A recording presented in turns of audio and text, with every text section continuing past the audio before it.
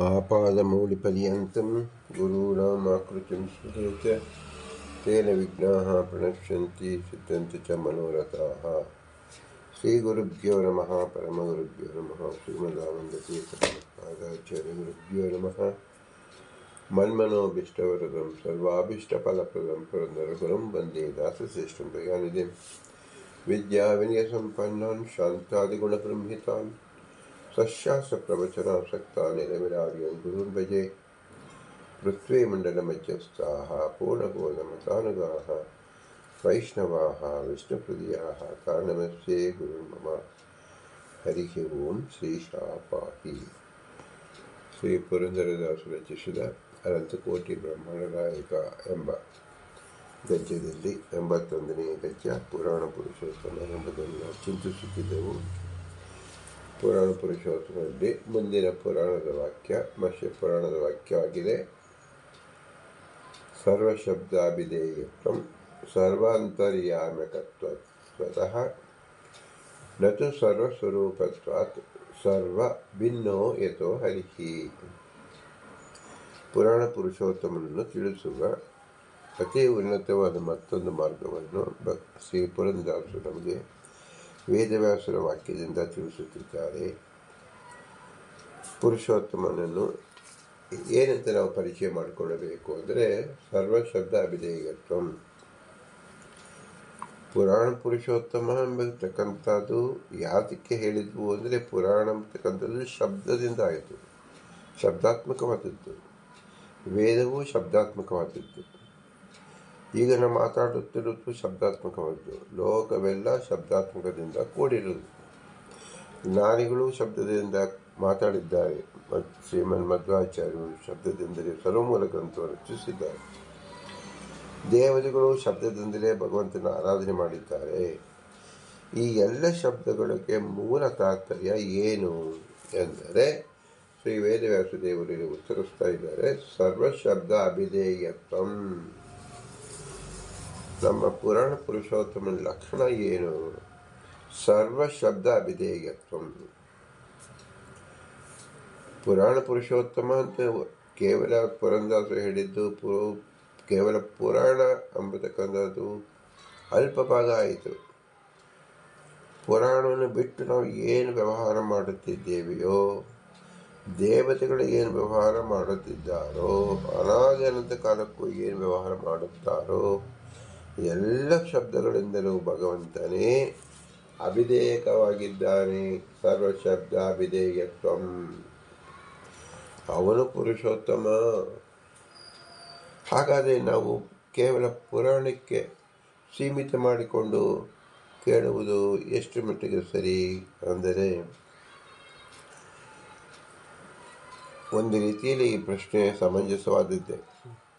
ಯಾಕಂದರೆ ಅತ್ಯಂತ ಮಹತ್ತಾದದನ್ನು ಕೇವಲ ಒಂದು ಸಮುದ್ರವನ್ನು, ಒಂದು ಚಮಚದಲ್ಲಿ ನೀರನ್ನು ಹಿಡಿದು ಇದು ಸಮುದ್ರವನ್ನು ಅಂತ ಕೇಳಿದಾಗೆ ನಾವು ಪುರುಷೋತ್ತಮವನ್ನು ಪುರಾಣದ ಮೂಲಕ ನಾವು ತಿಳಿಯಬಹುದು. ಅಂದರೆ ಸಮುದ್ರದ ಶಬ್ದ ಎಂಬತಕ್ಕಂಥ ಸಮುದ್ರದ ಮುಂದೆ ಪುರಾಣಗಳು ಚಮಚದಂತೆಯೇ. ಹೌದು, ವೇದವ್ಯಾಸರು ಮಾಡಿದ್ದರೂ ಸಹ ಅವರು ನಮ್ಮ ಯೋಗ್ಯತಾನುಸಾರವಾಗಿ ರಚನೆ ಮಾಡಿದ್ದಾರೆ. 18 ಪುರಾಣಗಳು, 4 ಲಕ್ಷ ಶ್ಲೋಕಗಳು ಸಹ ಸಮುದ್ರದ ಶಬ್ದ ಎಂಬತಕ್ಕಂಥ ಸಮುದ್ರ ಮುಂದೆ ಕೇವಲ ಒಂದು ಚಮಚ ಮಾತ್ರ, ಒಂದು ಉದ್ಧರಣೆ ಮಾತ್ರ. ನಾವು ಒಂದು ಉದ್ಧರಣೆಯ ಮಾತ್ರ ಶಬ್ದದಿಂದ ಅಭಿಧೇಯಕತ್ವವನ್ನು ತಿಳಿದಾಗ, ಹೇಗೆ ಒಂದು ಅನ್ನವನ್ನು ಬೇಯಿಸಿದಾಗ 1-2 ಕಾಳು ಅಕ್ಕಿಯನ್ನು ಪರೀಕ್ಷಿಸಿ ಅನ್ನವಾಗಿದೆ ಎಂಬುದನ್ನು ಖಚಿತಪಡಿಸಿಕೊಳ್ಳುತ್ತೇವೆಯೋ, ಹಾಗೆ ಪುರಾಣದ ವಾಕ್ಯದಿಂದ ಇನ್ನುಳಿದ ಸಮಸ್ತ ಶಬ್ದವನ್ನು ಭಗವಂತ ಪುರುಷೋತ್ತಮನಲ್ಲಿ ಅನ್ವಯ ಮಾಡಿಕೊಳ್ಳಬೇಕು ಎಂಬ ದಿಗಂತವಾದ ವಿಸ್ತಾರವಾದ ಅನುಸಂಧಾನವನ್ನು ಇಲ್ಲಿ ವೇದವ್ಯಾಸ ತಿಳಿಸ್ತಾ ಇದ್ದಾರೆ. ಮತ್ಸ್ಯ ಪುರಾಣದಲ್ಲಿ ಸರ್ವಶಬ್ದಾಭಿಧೇಯತ್ವಂ. ಈ ಒಂದೇ ವಾಕ್ಯ ಸರ್ವಶಬ್ದ ಅಭಿಧೇಯತ್ವಂ ಎಂಬತಕ್ಕಂಥದ್ದು ಸಹ 9 ಅಕ್ಷರಗಳಿಂದ ಕೂಡಿದೆ. ಪುರಾಣ ಪುರುಷ ಉತ್ತಮ ಎಂಬತಕ್ಕಂಥದ್ದು 9 ಅಕ್ಷರದಿಂದ ಕೂಡಿದೆ. ಇದೆಲ್ಲವೂ ಸಹ ಪರ್ಯಾಯ ರೂಪವಾಗಿಯೂ ಸಮನ್ವಯವಾಗಿ, ಅಂದರೆ ಆ ಶಬ್ದವನ್ನೇ, ಆ ಅರ್ಥವನ್ನೇ ಇದು ಪ್ರತಿಪಾದಿಸ್ತಾ ಇದೆ. ಸರ್ವಶಬ್ದ ಅಭಿಧೇಯತ್ವಂ ಎಂಬುದೆಂದರೆ ಏನು? ಪುರಾಣ ಪುರುಷೋತ್ತಮ. ಹಾಗಾದರೆ ಸರ್ವಶಬ್ದ ಅಭಿಧೇಯತ್ವ ಮತ್ತು ಪುರಾಣ ಪುರುಷೋತ್ತಮ ಎಂಬುದಕ್ಕೆ ಸಮಾನ ವಾಕ್ಯವೋ ಅಂದರೆ ಅಲ್ಲ, ಕಿಂಚಿತ್ ದೃಷ್ಟಾಂತ ಮಾತ್ರ. ಯಾವುದು ಕಿಂಚಿತ್ ದೃಷ್ಟಾಂತ? ಯಾವುದು ನಾವು ಸೀಮಿತವಾಗಿ ತಿಳಿಸ್ತಾ ಇದೆಯೋ, ಪುರಾಣಗಳು ಅಂತ ಹೇಳ್ತಾ ಇರೋದು ಸೀಮಿತವಾಗುತ್ತದೆ. ಅಪರಿಮಿತವಾದದ್ದು ಸರ್ವ ಶಬ್ದ ಹೇಳಿರುವುದರಿಂದ ಸರ್ವಶಬ್ದಾಭಿಧೇಯತ್ವ ಎಂಬತಕ್ಕಂಥದ್ದು ಲಕ್ಷ್ಮೀದೇವಿಯರಿಂದ ಕೊಂಡಾಡತಕ್ಕಂಥ ಅನಾದಿ ನಿತ್ಯವಾದ ಶಬ್ದಗಳಿಂದ ಇಂದು ಈ ಶಬ್ದ ಹೊರಗೆ ಬರುತ್ತಿರತಕ್ಕಂಥದ್ದು ಸಹ ಭಗವಂತನನ್ನೇ ತಿಳಿಸ್ತಾ ಇದೆ ಅಂತ ಅರ್ಥ. ಆದ್ದರಿಂದ ಸರ್ವಶಬ್ದಾಭಿಧೇಯತ್ವ ಎಂಬತಕ್ಕಂಥದ್ದು ಅತಿ ಮಹತ್ವವಾದ ಲಕ್ಷಣವನ್ನು ಪುರುಷೋತ್ತಮನೆಂದು ತಿಳಿಯಬೇಕು. ಇವನು ಯಾರು? ನಾವು ಎಲ್ಲಿ ಹುಡ್ಕೊಂಡು ಹೋಗಬೇಕು? ಇಂತಹವನನ್ನು ಶಬ್ದದಲ್ಲಿ ಬರುವುದಿಲ್ಲವಲ್ಲ ಅಂದರೆ ಸರ್ವ ಅಂತರ್ಯಾಮಕತ್ವತಃ, ಸರ್ವಾಂತರ್ಯಾಮ್ಯಕತ್ವತಃ, ಸರ್ವರ ಅಂತರ್ಯಾಮಿಕ ತತ್ವತಃ ಅಂದರೆ ಎಲ್ಲರ ಒಳಗಡೆ ಪ್ರವೇಶ ಮಾಡಿ ಭಗವಂತನಿದ್ದಾನೆ. ಅವನನ್ನು ಹುಡುಕಲು ನಾವು ಎಲ್ಲೂ ಹೋಗಬೇಕಾಗಿಲ್ಲ. ನಮ್ಮೊಳಗೆ ಇರತಕ್ಕಂಥ ಭಗವಂತ. ಪುರಂದರದಾಸರು ಹೇಳಿರುವುದು ಪುರುಷೋತ್ತಮ. ಪುರುಷ ಪುರುಷೋತ್ತಮ, ನಿಮ್ಮೊಳಗೆ ನೀವು ತಿಳಿಯಿರಿ, ಅವನೇ ಪುರುಷೋತ್ತಮ. ಅದನ್ನೇ ಶ್ರೀ ವೇದವ್ಯಾಸ ದೇವರು ಇಲ್ಲಿ ಹೇಳ್ತಾ ಇರೋದು ಸರ್ವಾಂತರ್ಯಾಮಕತ್ವತಃ, ಸರ್ವಾಂತರ್ಯಾಮಕತತ್ವತಃ. ಒಳಗಡೆ ನಿಂತು ಏನು ಮಾಡ್ತಾ ಇದ್ದಾನೆ? ನಿಯಾಮಕನಾಗಿದ್ದಾನೆ. ಏನೋ ಜೀವನಂತೆ ಎರಡು ಜೀವರಿದ್ದಂತೆ ಇದ್ದಾನೇನೋ? ಇಲ್ಲ, ನಿಯಾಮಕತತ್ವ ಭಗವಂತ ಒಳಗಡೆ ಇದ್ದು ನಿಯಮನ ಮಾಡುತ್ತಿದ್ದಾನೆ. ಯಾರಿಗೆ? ಲಕ್ಷ್ಮೀದೇವಿಗೂ ಹೌದು, ಬ್ರಹ್ಮದೇವರಿಗೂ ಹೌದು, ಸಕಲ ದೇವತೆಗಳಿಗೂ ಹೌದು, ಋಷಿಗಳಿಗೂ ಹೌದು, ಮನುಷ್ಯರಿಗೂ ಹೌದು, ದೈತ್ಯರಿಗೂ ಹೌದು, ಪಶು ವೃಕ್ಷ ಕೀಟ ಸಮಸ್ತ ಜೀವರಿಗೂ ಹೌದು ನಿಯಾಮಕತ್ವ. ಅದನ್ನು ಸಹ ಸರ್ವಶಬ್ದದಿಂದ ಹೇಳಿರುವುದರಿಂದ ಸರ್ವಶಬ್ದ ನಿಯಾಮಕತ್ವ ಎಂಬತಕ್ಕಂಥದ್ದು ಪುರುಷೋತ್ತಮತ್ವನ ಅತ್ಯಂತ ಮಹತ್ತಾದ ಮತ್ತೊಂದು ಲಕ್ಷಣ. ನತು ಸರ್ವಸ್ವರೂಪತ್ವಾತ್ ಸರ್ವಭಿನ್ನೋ ಯತೋ ಹರಿಹಿ. ಹಾಗಾದರೆ ಈ ಎರಡು ದ್ವಿದಳ ಪದಗಳಿಂದ ಭಗವಂತ ಸರ್ವಶಬ್ದದಿಂದ ಅಭಿಧೇಯತ್ವ, ಸರ್ವ ಅಂತರ್ಯಾಮಿ ನಿಯಾಮಕತ್ವ ನಾವು ಚಿಂತನೆ ಮಾಡಿದ ಮೇಲೆ ಹಾಗಾದರೆ ಅವನು ಎಲ್ಲರ ಸ್ವರೂಪವೇನು? ಭಗವಂತನ ಬಿಟ್ಟು ಬೇರೆ ಏನು ಇಲ್ಲ ಅಂದರೆ ಭಗವಂತನ ಸ್ವರೂಪ ಅಂತಲೇ ಹೇಳ್ಬೋದಲ್ಲ. ಅಂದರೆ ಆ ಜಗಜಾಂತರ ವಿರುದ್ಧ ಧರ್ಮಗಳಿಂದ ಕೂಡಿದ ಜೀವ ಎಂದಿಗೂ ಭಗವಂತನಾಗಲಾರ. ಹೇಗೆ? ಸರ್ವರಲ್ಲೂ ಅಭಿಧೇಯಕತ್ವ ಇಲ್ಲ, ಸರ್ವನಿಯಾಮಕತ್ವ ಈ ಗುಣವೇ ಇಲ್ಲದೆ ಇರೋದ್ರಿಂದ ಜೀವನ ಸ್ವರೂಪ ಅತಿ ಅಲ್ಪವಾಗಿರೋದ್ರಿಂದ ಹೇಗೆ ತಾನೇ ಸರ್ವ ಸ್ವರೂಪತ್ವ ಅಂತ ಹೇಳೋಕ್ಕೆ ಸಾಧ್ಯ? ಹಾಗೆ ಹೇಳೋಕ್ಕೆ ಬರುವುದಿಲ್ಲ. ಅತೀ ನೀಚ ಉದಾಹರಣೆ ಆಗುತ್ತದೆ. ಭಗವಂತನನ್ನು ಕಲ್ಪನೆ ಮಾಡಿಕೊಳ್ಳುವುದಕ್ಕೂ ಜೀವರಿಗೆ ಯೋಗ್ಯತೆ ಇಲ್ಲ. ಹಾಗಾದರೆ ಹೇಗಿದ್ದಾನೆ ಅಂದರೆ ಸರ್ವಭಿನ್ನೋ ಯತೋ ಹರಿಹಿ, ಎಲ್ಲರಿಂದ ಭಿನ್ನನಾಗಿ ಇದ್ದಾನೆ. ಯಾಕೆ ಭಿನ್ನನಾಗಿದ್ದಾನೆ ಎಂದರೆ ಭಗವಂತ ಕೇವಲ ಪ್ರಾಕೃತ, ಉಳಿದೆಲ್ಲರೂ ಪ್ರಾಕೃತರೇ. ಲಕ್ಷ್ಮೀದೇವಿ ಅಪ್ರಾಕೃತಳು, ಆದ್ದರಿಂದ ಅವಳು ಮಹಾಜ್ಞಾನಿಯಾದ್ದರಿಂದ ಅವಳಿಗೆಂದೂ ಸಂಶಯ ಬರುವುದಿಲ್ಲ. ಆದ್ದರಿಂದ ಅವಳ ಪ್ರಾಕೃತಳಾದರೂ ಅವಳ ವಿಶೇಷ ಭಕ್ತಳಾದ್ದರಿಂದ ಅವನ ಜೊತೆಯಲ್ಲೇ ಸದಾ ಇರ್ತಾಳೆ. ಸರ್ವ ಸ್ವರೂಪದ ಜೊತೆಯಲ್ಲೇ ಭಗವಂತನೂ ಇರುತ್ತಾನೆ. ಅವಳಿಗೆ ಎಂದೂ ಸಹ ಅಜ್ಞಾನ ಅಂತಕ್ಕಂಥ ಬರುವುದಿಲ್ಲ. ಆದರೆ ಉಳಿದ ಎಲ್ಲ ಜೀವರಿಗೂ ಅಜ್ಞಾನ, ಬಂಧಕ, ಭ್ರಮೆ ಇಂಥವುಗಳಿರೋದ್ರಿಂದ ಅಪ್ರಾಕೃತವಾಗಿ ಭಗವಂತ ಈ ಪ್ರಾಕೃತನೊಂದಿಗೆ ಬೆರೆಯುವುದಿಲ್ಲ. ಹಾಗಾದರೆ ಮೋಕ್ಷದಲ್ಲಿ ಅಪ್ರಾಕೃತನಾಗಿ ಉಳಿಯುವಾಗ ಭಗವಂತನೊಬ್ಬನೇ ಆಗುತ್ತಾನೇನೋ ಅಂದರೆ ಅಲ್ಲಿ ಅವನ ಯೋಗ್ಯತೆಯೇ, ಜೀವನ ಯೋಗ್ಯತೆ ಅತಿ ಅಲ್ಪವಾದದ್ದು. ಈ ಯೋಗ್ಯತೆ ಎಂಬತಕ್ಕಂಥದ್ದು ಒಂದು ದಿನ ಮಾರ್ಪಾಟಿದ್ದಾಗಿಲ್ಲ, ಹುಟ್ಟಿದ್ದಲ್ಲ, ಇರತಕ್ಕಂಥದ್ದು. ಭಗವಂತ ಅನಂತ ಅನಂತ ಅನಂತ ಪ್ರಕಾರವುಳ್ಳದ್ದು, ಜೀವನದ ಅಲ್ಪವಾದದ್ದು. ಆದ್ದರಿಂದ ಭಗವಂತ ಮತ್ತು ಜೀವರನ್ನು ಸ್ವರೂಪ ಅಂತ ಎಂದು ನಾವು ಬಗೆಯಬಾರದು. ಹಾಗಾದರೆ ಹೇಗಿದ್ದಾರೆ? ಸರ್ವ ಭಿನ್ನ, ಸದಾಕಾಲ ಭಿನ್ನರಾಗಿ ಇರ್ತಾರೆ.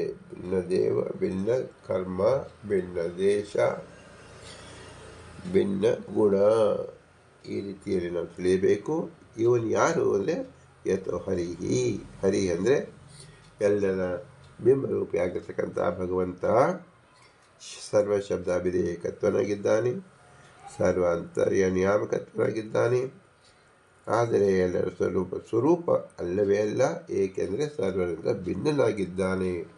ಇವನು ಪುರಾಣ ಪುರುಷೋತ್ತಮ ಎಂಬುದನ್ನು ಈ ವಾಕ್ಯದಿಂದ ತಿಳಿಸ್ಕೊಟ್ಟಿದ್ದಾರೆ. ಇದನ್ನು ಭಾಗವತ ತಾತ್ಪರ್ಯದಲ್ಲಿ 4ನೇ ಸ್ಕಂದ 8ನೇ ಅಧ್ಯಾಯ 45ನೇ ಶ್ಲೋಕದಲ್ಲಿ ಶ್ರೀಮದಾನಂದ ತೀರ್ಥರು ಇದನ್ನು ವಿಶೇಷವಾಗಿ ತಿಳಿಸ್ತಾ ಇದ್ದಾರೆ. 45ನೇ ಶ್ಲೋಕ ಯಾವ ದಕ್ಷ ಪ್ರಜಾಪತಿಯ ಯಜ್ಞದಲ್ಲಿ ದಕ್ಷನಿಗೆ ಬಂದಂಥ ಅಜ್ಞಾನ ದಶೆಯಿಂದ ರುದ್ರದೇವರು ಅವಮಾನ ಮಾಡಿದಾಗ ಅವನ ಶಿರವನ್ನು ಪರ್ಯಾಯ ರೂಪವಾಗಿ ಯಾವ ಮೃಗಶಿರವನ್ನು ಕಟ್ಟಿದಾಗ ಅವನಿಗೆ ಅಜ್ಞಾನ ಹೋಗಿ ಅವನ ಪರವಾಗಿ ಎಲ್ಲ ದೇವತೆಗಳು ಪ್ರಾರ್ಥನೆ ಮಾಡಿದರು. ಆ ದಕ್ಷ ಎಂಬತಕ್ಕಂಥ ದೇವತೆಗಳ ಗುಂಪಿನ ನಾಯಕನಾಗಿದ್ದಾಗ ಅವನೊಡನೆ ಇದ್ದಿರ್ತಕ್ಕಂಥ ಬ್ರಹ್ಮದೇವರು ಸಹ ಪ್ರಾರ್ಥನೆ ಮಾಡಿದರು ಭಗವಂತನಿಗೆ.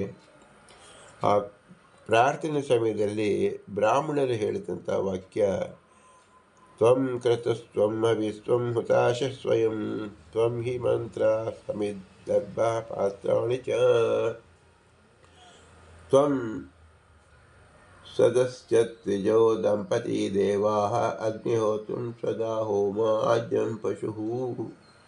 ಭಗವಂತ ನೀನು ಸರ್ವವೂ ನೀನೇ ಆಗಿದ್ದೀಯಾ.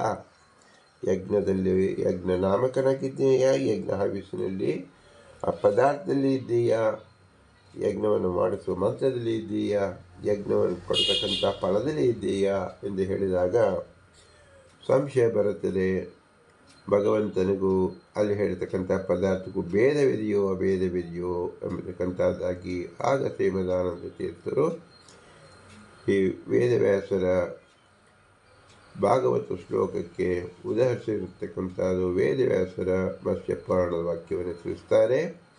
ಸರ್ವ ಶಬ್ದಾಭಿಧೇಯತ್ವಂ ಸರ್ವ ಅಂತರ್ಯಾಮ್ಯಾಮಕತ್ವತಃ ತತ್ ಸರ್ವಸ್ವರೂಪತ್ವಾತ್ ಸರ್ವಭಿನ್ನೋ ಯಥೋ ಹರಿಹಿ.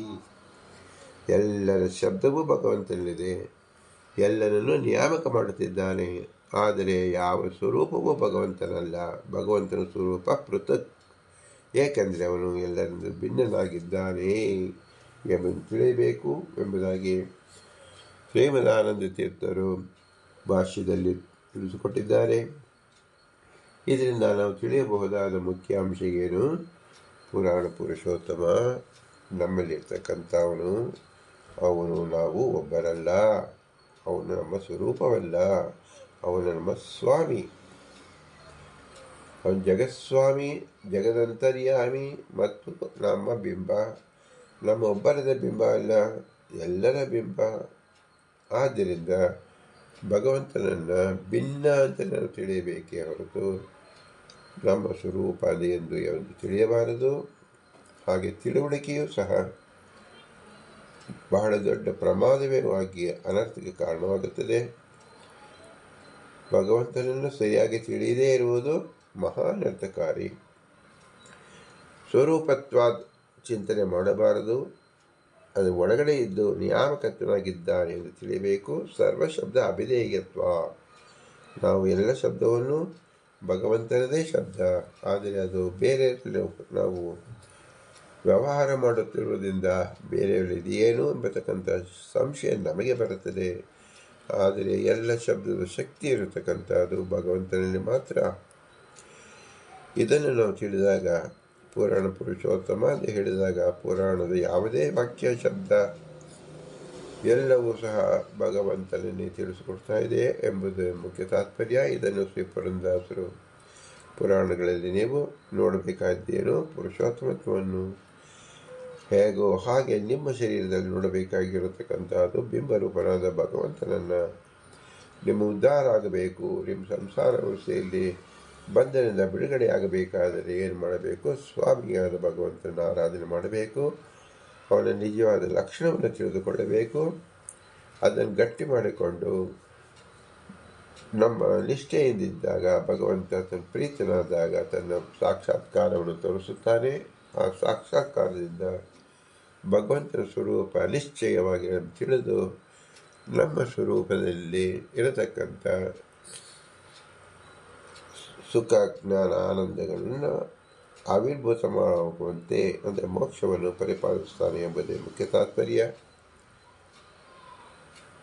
ಇಂತಹ ಅತಿ ದುರ್ಜ್ಞೇಯವಾದ, ಏಕೆಂದರೆ ಎಲ್ಲರ ಜೊತೆಯಲ್ಲಿದ್ದಾಗ ನಾನು ಭಗವಂತನೊಬ್ಬನೇ, ಎಲ್ಲ ಶಬ್ದವು ನಮ್ಮ ಹೆಸರು ರಾಮ, ಅವನ ಹೆಸರು ರಾಮ ಎಂಬ ರೀತಿಯಲ್ಲಿ ನಾವು ಬಹಳ ಕೆಳಮಟ್ಟದಲ್ಲಿ ಈ ಶಬ್ದದಲ್ಲಿ ನಾವು ಆಟವಾಡುತ್ತಾ ಭಗವಂತನನ್ನು ಇದೇ ಹೆಸರಿಂದ ಕರೆಯುತ್ತಾ ಆ ಶಬ್ದಕ್ಕಿರತಕ್ಕಂಥ ಮೌಲ್ಯವನ್ನೇ ಅಪಮೌಲ್ಯ ಮಾಡಿಕೊಂಡು ಮಾಡುತ್ತಿದ್ದೇವೆ. ಇದು ಖಂಡಿತ ಸಲ್ಲದು. ಎಲ್ಲ ಶಬ್ದಗಳು ಭಗವಂತನದು. ಎಲ್ಲ ಶಬ್ದವು ಮುಖ್ಯವಾಗಿ ಆ ಶಕ್ತಿಯ ತಾತ್ಪರ್ಯ ಇರತಕ್ಕಂಥದ್ದು ಭಗವಂತನಲ್ಲಿ ಮಾತ್ರ. ಇತರ ದೇವತೆಗಳೆಲ್ಲಾಗಲಿ ನಿಮ್ಮ ಎಲ್ಲರಲ್ಲಾಗಲಿ ಇದು ಕೇವಲ ವ್ಯವಹಾರಕ್ಕೋಸ್ಕರವಾಗಿ ಭಗವಂತನಲ್ಲಿ ಹಾಗ ಅಲ್ಲ. ಸರ್ವ ಶಬ್ದ ಅಭೇದೈಕತ್ವಂ, ಭಗವಂತನ ಮಾತ್ರ ಸರ್ವ ಅಂತರ್ಯಾಮ ನಿಯಾಮಕತ್ವತ್ವ ಇರ್ತಕ್ಕಂಥದ್ದು ಭಗವಂತನ ಮೂಲ ಲಕ್ಷಣ ಎಂದು ತಿಳಿದು ಆರಾಧನೆ ಮಾಡಬೇಕು. ಅದೇ ನಿತ್ಯವಾದ ಬಿಂಬೋಪಾಸನೆ. ಇಂತಹ ಅತಿ ಶ್ರೇಷ್ಠವಾದ ಬಿಂಬೋಪಾಸನೆಯನ್ನು ತೋರಿಸಿದ ಮಾರ್ಗ ಶ್ರೀ ಪುರಂದರದಾಸರದು. ಈ ಮನುಷ್ಯ ಜನ್ಮವನ್ನು ಮಾತ್ರ ಸಾಧ್ಯವಾಗುತ್ತದೆ.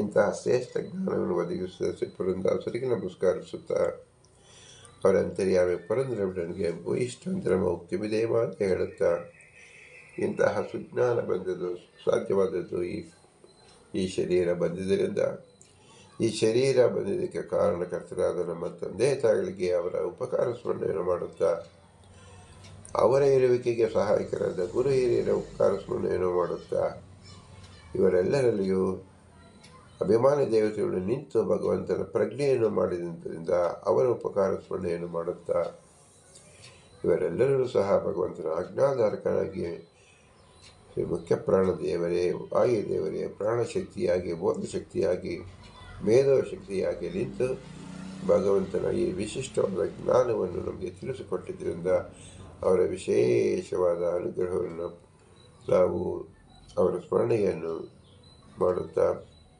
ಇವರೆಲ್ಲರೂ ಅಸ್ವತಂತ್ರರು, ಸ್ವತಂತ್ರ ಭಗವಂತ ಲಕ್ಷ್ಮೀನಾರಾಯಣ ಮಾತ್ರ. ಅವರು ಇವರೆಲ್ಲರಲ್ಲೂ ನಿಂತು ತಾನೇ ನಡೆಸೋನಾದ್ದರಿಂದ ಸರ್ವ ವಿಧೇಯಕತ್ವ ಎಂಬತಕ್ಕಂಥದ್ದು, ಸರ್ವ ನಿಯಾಮಕತ್ವತಃ ಎಂಬತಕ್ಕಂಥದ್ದು ಸಹ ನಾವು ಇವರೆಲ್ಲರಲ್ಲೂ ಸಹ ಅನ್ವಯ ಮಾಡಿಕೊಳ್ಳಬೇಕು.